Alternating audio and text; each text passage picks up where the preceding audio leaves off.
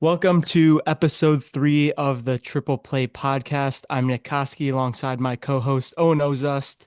And since our last episode, Owen, there has been a lot of breaking news in the Detroit sports world when it comes to the Detroit Tigers. Yesterday, Jeff Passan announced a 3-year deal for star pitcher Framber Valdez. And then we got the arbitration news with Tarik Skubal today that he has won his record-setting deal at 32 million. So Mhm. a lot to dive in on the Tigers front as we creep closer to the MLB season. So why don't we go Yeah, ahead and pitchers and catchers, they report in less than a week, I believe.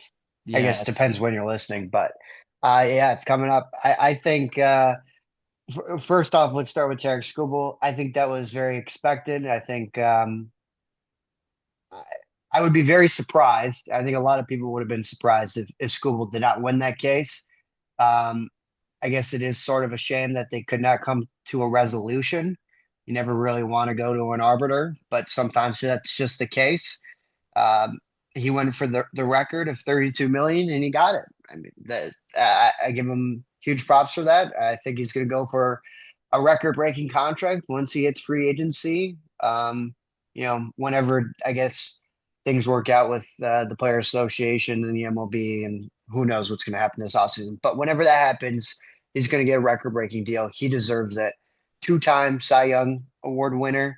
I think the Tigers were selling him a little bit short with the 19 million, but it is what it is. He got 13 million more with that case, and who knows what that case really did to their relationship? Because that's always the biggest thing is you have to go in there, basically say, well, he's got arm issues in the past. He's had two surgeries.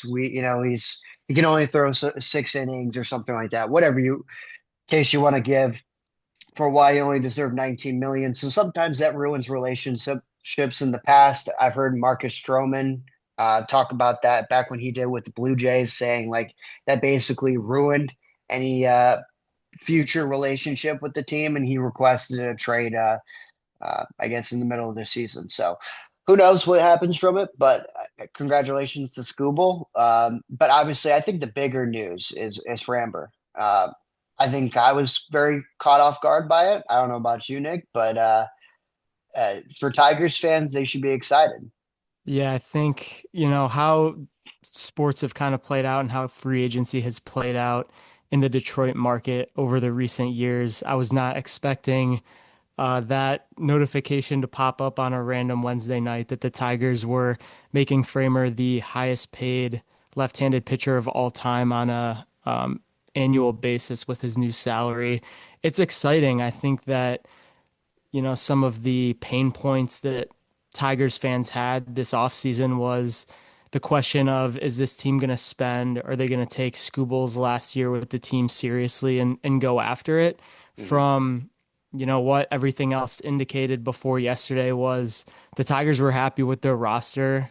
They're happy with Javi Baez, Matt Vierling, playing infield for them. And they're also happy with the thought that they're going to have Kevin McGonigal, Max Clark, probably try to make the team out of spring training and hope that they could contribute right off the bat. That's, something that is not guaranteed and probably doesn't work out more times than it does. So not to say that Kevin McGonigal can't come and be a top contributor on this team right away, but to rely on that's a little shaky. So I think for Tigers fans, how can you not be excited that you have a 1-2 duo with Skubal and Valdez now?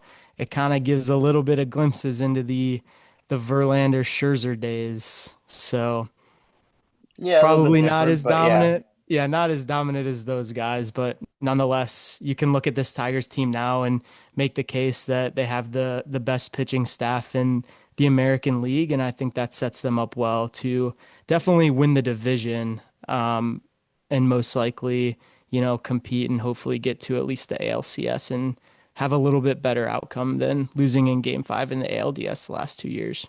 I want to give a little bit, I guess, a little bit of a tail of the tape with Framber for people that don't know, I guess, his history. He's been with the Astros his entire major league career up until now. Uh, started, was called up in 2018 as a 24-year-old, and pretty much from there has continued to progress every single season. He had a really solid 2020 year where he finished 11th in Cy Young voting. He was an All-Star in 2022 and 2023. In 2024, he finished as a seventh in the Cy Young voting. He was 15th in MVP voting. This dude can give you just about a shade under 200 innings. He's only thrown it once in his career, but I mean, for the most part, after you go 2022 where he threw 201, then you have 198, 176, and 192. That's something big that the Tigers need. They need a guy that can eat up innings, especially uh, where we've seen when a guy goes down in July or something like that, if let's say hypothetically Casey Mize went down with an injury in July or something like that, and they need a kind of a bullpen game that they like to do with AJ Hinch. Well, they're going to need somebody to eat up those innings like Tarik Skubal for the first slot of the rotation, and then hopefully the second slot now for the Tigers as well. Uh, his whip's just a little bit too high last year with the 1.245, but for the most part, this dude can get a lot of swings and misses. He's got some violent movement on his pitches as well. That was a big joke right now, is like Dylan Dingler requesting a trade just because it's like so difficult to, I Yeah. guess, catch his movement and that sort of thing. But I And think he's a and good addition. the instance of him crossing up his catcher Yeah. that, it didn't look good, but a lot of people maybe have spoken out against, Framer and some of his conduct, and there's been a little bit of questions around maybe is he a locker room guy? Does he have, Mhm. some issues there? And I'll bring up the point honestly and compare him to Max Scherzer. Scherzer's a nutcase. He's, a psychopath. But he knows how to win. He knows how to pitch. And Mhm. if Framer has some personality traits that are a little bit questionable, as long as he's performing on the mound, I think Tigers fans are going to be extremely happy. And to your point too, Owen, the fact that he can eat up innings and that he's consistently come close to the 200 innings pitched mark over the last however many years, I think that that's a great Mhm. addition to a rotation that already had a good chunk of arms available. But we saw last year with Paddock and Morton when injuries came about with Job, with Reese Olson, that starting pitching in Major League Baseball can get thin really quick. So I think bolstering up at the position, getting a stud number two guy to pair with hopefully Flaherty, who can have a better year, and then the best pitcher in baseball is a dangerous thought for other teams in the Yeah. American League. Oh, and I wouldn't forget either Troy Melton. He had some good starts late down the season and also in the postseason as well. That's a guy that I guess we're going to assume is going to start in the bullpen, probably as a long reliever. But if somebody goes down, I would hope he would be the first guy that they would turn to because I think he definitely has shown some potential. Obviously, once we're assuming still that Tarik Skubal is going to leave. I don't think they would trade him. I think they're going to go for it this year now that they signed Framber. But regardless, I think he's a guy that will slide into the rotation in the future. And also once you get Jackson Joe back. So I guess that's all things kind of considered moving forward. But obviously, right now, the focus is 2026. But I think there's a lot of things to be excited for on the starting rotation for the Tigers. I still think, like you mentioned, they need to get one more bat. Who that is exactly, I don't know. I also don't think maybe you don't need to acquire him right now via signing, but I would not mind them at the trade deadline to go out and just hit a home run with somebody. I we've seen it so many times in the past with various Detroit sports where you have a really good team, and I think the Tigers are going to win the division. I don't think that's crazy to say. I think a lot of people are going to pick the Tigers to win the division, but what are you going to do in the playoffs? If you're going to lose in the LDS once again, then it's like, okay, that's great. You just did that 3 years in a row. It's great to make the playoffs. Like there's no complaints there, but like if you're not trying to win a World Series, then what are you doing? Yeah, I, and if if I had to predict, Owen, I would say the Tigers are more than likely done in free agency. They are a team, that does have a lot of upside with a lot of younger players, and there's Hmm. a lot of question marks going into this season. Like, what is Parker Meadows going to look like? What version of Javier Baez are you going to get? Are you going to Yeah. get any contribution from your younger rookies, if that's McGonigal, if that's Clark, if that's even Anderson, maybe? What There's a about lot of All-Stars Zach McKinstry too? What's or the all-star future with Zach his McKinstry. glove? Yeah, is is he going to have the season that he had for what the first half of First last half, year? yeah. Yeah, first half of last year. We don't really know a lot of those questions, so I think that promotes the idea of trying to add a bat at the trade deadline rather than that happening at this point. It's very late and there's not that much talent out there. They passed on Suarez, who was an Yeah. affordable Only a 1 year one-year deal that deal. Yeah. they could have added a bat like that. I think that they're comfortable in their lineup right now, and adding Valdez I think is, at least for people that know or have come to the conclusion that Tarik Skubal is going to walk after next year, which a lot of us feel that way. I know I definitely do. At least the Tigers made a move that you can clearly point and say they have developed and produced one of the best pitching staffs in the American League. This gives them at least a shot to push for a World Series, whereas before the thought Hmm. around, the Tigers is they're not going to do anything. They're not going to, go all in, or they're not going to make a serious, signing or a trade to really put themselves in that conversation. And then they're not going to trade Tarik Skubal either and just sit back and let him walk, and it's all going to be for nothing. This makes the prospect of holding on to Skubal, which they're going to do at this point, a lot more, promising, and at least makes a lot more sense, I think, at this point. Well, and for the people that say you just gave Framber $38 million a year, whatever it was only a 3-year deal. So it's a little bit different from deals in the past. I think if the Tigers could get Tarik Skubal on a deal like that, they would have done it yesterday. But Yeah. that's not going to be the case.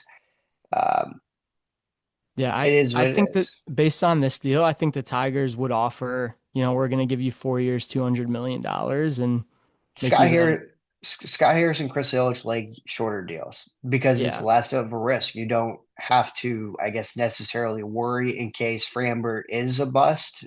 Um, and you have them for 2 more years after this year. It is what it is at that point. So I think it's a low risk, high reward deal in some ways, even though you're paying him a lot of money. But it's like, where would that money have gone anyway if you were going to spend it? Another Alex Cobb, another exactly. Kenta Maeda, whatever guy you want to throw out there that they've been overpaying for 1 year. So now they give a dude 3 years that can actually change your ball club. You mentioned the locker room stuff. If things are going good and you're winning, we've seen those kind of things get moved off to the side when you're not, they turn into serious issues. So the Tigers are winning and things are clicking, then that won't be an issue. Yeah, and AJ Hinch, for those who also need a little bit more background, does have a relationship with Yep. Framer, which I think helps the case of he's managed him before. He's known him since he was a younger player. There is some form of built-up relationship there. So if there are some, issues in the locker room, I think AJ Hinch is a strictly business guy who's going to get that situation right if any problems come up. Yeah. I think the other thing I wanted to add, I think big reason why they did not add a bat this offseason is because they like the younger guys that are coming up and that sort of thing. But if you're going to make a run at the World Series, I think you definitely need to add somebody at the trade deadline. I think that they're waiting until, let's call it June or July, whatever month you want to say, and decide if Kevin McGonigal is going to be that guy where they're going to call up and he's going to make an impact where the team can make a run in the playoffs. He's not going to be that guy, and Josue or Max Clark, whoever else you think in the Tigers organization is going to make an impact this year, is not going to do that where you originally thought they would. You need to be active in the trade market. If they all turn out to be great, then you probably don't need a bat. But at the moment, I still think they do. But it's kind of a wait and see situation. So that I think that's what their mindset is, but I don't know that for certain. Yeah, and I don't have an issue of of waiting and seeing what your young talent looks like this year and giving them opportunities. They've mentioned they don't want to block guys.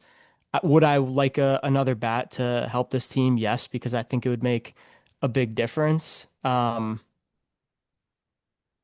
I don't know. I think you play the waiting game, you see what happens, and Hmm. it's really setting up a really interesting spring training. I know I'm really excited for it. I'm ready for baseball to get back in the swing of things, but spring training this year means a lot for the Tigers. It's going to tell you what this roster looks like, and it's going to tell you who you can count on most likely right away. And also And try to get through it without injuries is probably the other big thing is just be healthy when you actually start the regular season. Because if you have a guy exactly. like Framber, you just signed and he gets dinged up or something like that during spring training, then it's kind of a wait and see. We're gonna keep moving pieces around to try to fill that spot until he comes back. So I just try to get through spring training healthy is probably the biggest thing too. Yeah, and I'll make one more point or say one more thing about, the Tigers lineup is when you're relying on younger guys who are less experienced, they can, you know, be a little bit streaky at times. And you think when the season came down to it and when it mattered most, your 2 through 5 hitters who are all younger core pieces of this Tigers team, they went 0 for 23 in that game 5 against Seattle. So Mhm.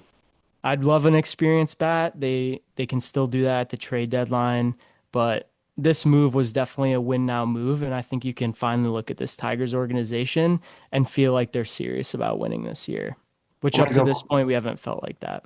Let's go rapid fire through just a quick various topics. Thoughts on the new Tigers TV contract. I just wanted to address this real quick. For anyone that is concerned, Jason Benetti will still be the guy, as will everyone that is still like everyone that you watched last year, whether it be Daniela Bruce or um, who are the color analysts? Now I'm blanking. They've been changing recently, but Yeah, Andy Dirks. Johnny Kane's been Yeah, out yeah, guys there, like those will still be Yeah. there because they have all signed contracts through the Tigers. Where you will be watching those games is still TBD. What I've heard is that they're going to go with like MLB sort of thing, and they're going to help them figure it out in ways. Uh, I've I've heard a couple names be thrown around from platforms they'll be on. I have never heard of them before, but that is what it is. So if you enjoyed Jason Benetti in the broadcast, you don't have to worry about that. Probably don't have renew your FanDuel account uh, because I, Yeah, I I also heard we talking to a FanDuel guy yesterday. He said that for certain the Tigers will not be on it, but the Red Wings and Pistons could drop off any day. Like it's kind of a wait and see situation. Uh, I feel bad for yeah, everyone over there because it's uncertainty with their jobs still, even though the on-air talent is safe, there's still some uncertainty behind the scenes for those people. So hopefully they can figure things out where they have a long-term contract that they can just ride through. It felt like Fox Sports Detroit was yeah. was there for a while, but obviously things change with TV and And yeah. and I wish that there would be, a centralized system to Mhm. watch MLB games rather than random streaming services like FanDuel or the Bally's in the past. What my biggest, problem with MLB TV is the blackouts in your own Yeah. market. It doesn't make sense to buy this kind of expensive pass to watch every MLB game when you can't even watch your Yeah. home team. That kind of Yeah. defeats the purpose. Unless you're like, Or unless well, you I live guess for somewhere you, else. you're in Yeah. Chicago, so you could Yeah. watch So the Tigers on MLB TV, right? yeah, so being in Chicago, if I have MLB It's TV, I can different. watch Okay. the Tigers unless Yeah. they're playing one of the Chicago teams. So it doesn't really Yeah, make that's true. that much of a difference for me. Every once in a while here and there I can't watch a game, but Right. I think MLB and just sports in general need to get to a system where it's just more accessible to the fan or the average Yeah. fan because when you have these situations where you have to add on another $20 a month to watch FanDuel to watch the Tigers, fans are being stretched so thin when it comes to all this different streaming services. If you want to watch special coverage of the Olympics, you need, Peacock. If you want to watch UFC, now you need Paramount Plus.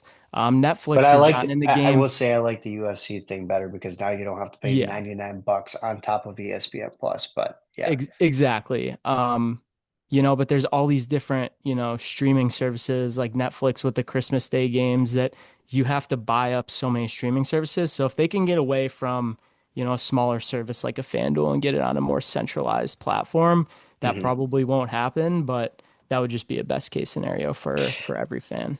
Well, real quick, and then we'll move on. But the what you just brought up with the centralized, all being on one thing, basically Major League Baseball's deals with all the regional networks at the moment all end in 2028, as well as their deals with national TV. So the thought is that they will combine everything and they'll sell it to one big thing, sort of like the NBA and NFL and whatever have done recently. So they're I hope hoping so, that they because can get a bigger deal out of that. But yeah, because yeah, then when you have teams like the Dodgers that have their own TV deal, that just continues to create bigger disparities when it comes to, what teams are making in revenue, what they can afford to spend on their roster. So right. hopefully that's the solution coming down the line. Okay, last thing, Super Bowl matchup preview. I We can just make our picks, but at the moment, I'm going Seahawks. I think the Seahawks are going to win. I got to see the Patriots offense come a little bit more alive. I know that they played in some bad weather positions in recently, but I just think Seattle's defense is really, really good. And I think Sam Darnold can do enough to help them win. I think Kenneth Walker runs for a pair of touchdowns in the Super Bowl.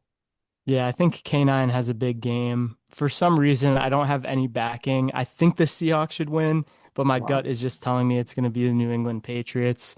I don't know why. It's a gut feeling. I think it's going to be an extremely close game. I think it's going to be low scoring, Don't you but have a Seahawks sweatshirt from Uncle I Ray? do have it. Yeah, my uncle, shout out, he watches the pod.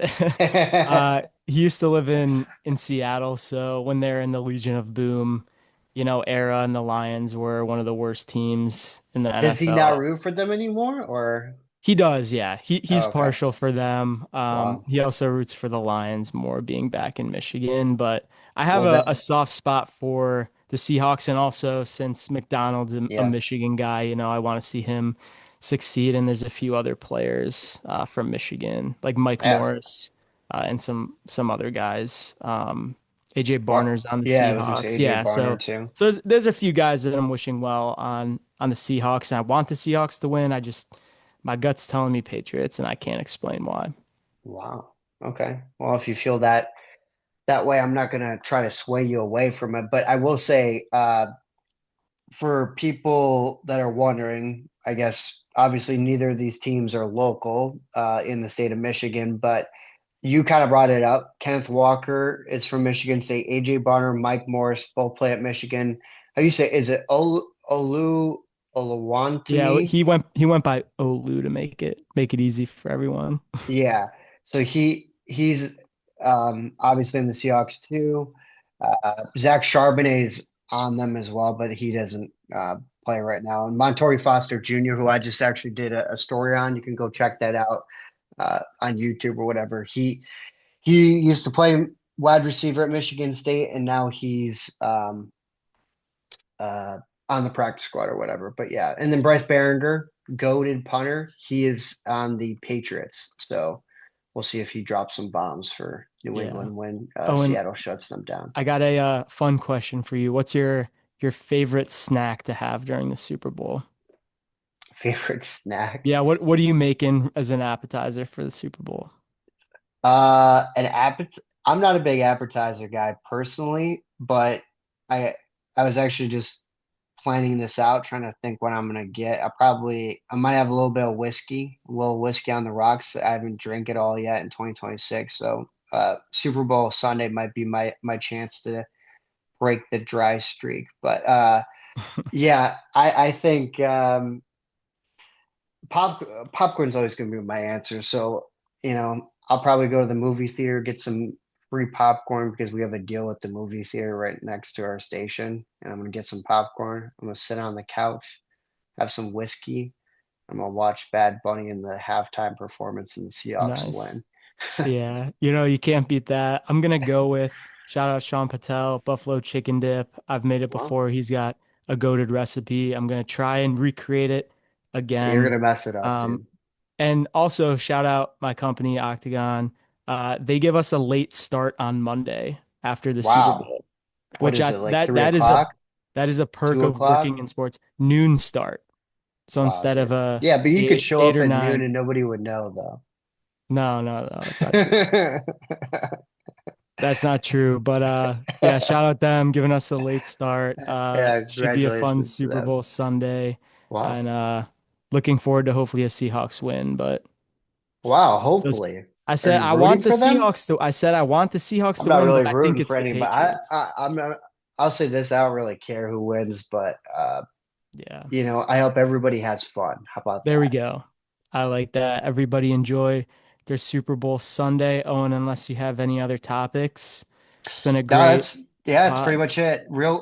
I guess real quick, Michigan State basketball because we didn't really touch on it, but obviously, Michigan State fell to Michigan last Friday. The Wolverines, the game's still going on while we're recording this. It looks like they're going to beat Penn State. More than likely, Michigan State now two straight losses. They have Illinois on Saturday. That's a must-win game if they're going to stay in the conference race. For Michigan, they look like a really, really good team. I think it's going to come down to either the Wolverines or Illinois to win the Big Ten. But who knows? I think Dusty May has himself one heck of a squad that could make a deep run in March, and MSU has gone through some bumps like this in the past, and they've still made runs. So we'll have to see. But yeah, And for as much respect as I have for Tom Izzo and everything's accomplished, I'm gonna make the claim that I think Dusty May's got him a little rattled. And I think Izzo's a little bit scared of those boys in blue, I would not say the word scared. I rattled. would say no, rattled is not true either.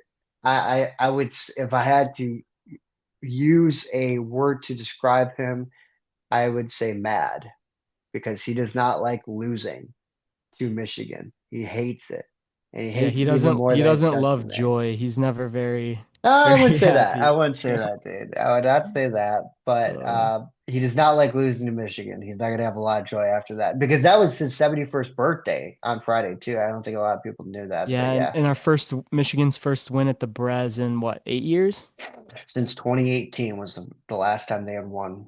It's So been a while. Sets us up well for that game in Ann Arbor and to go on and yeah, it's win going to be the Big senior Ten day. regular season, which apparently is a more important trophy than the It Big is. Ten tournament.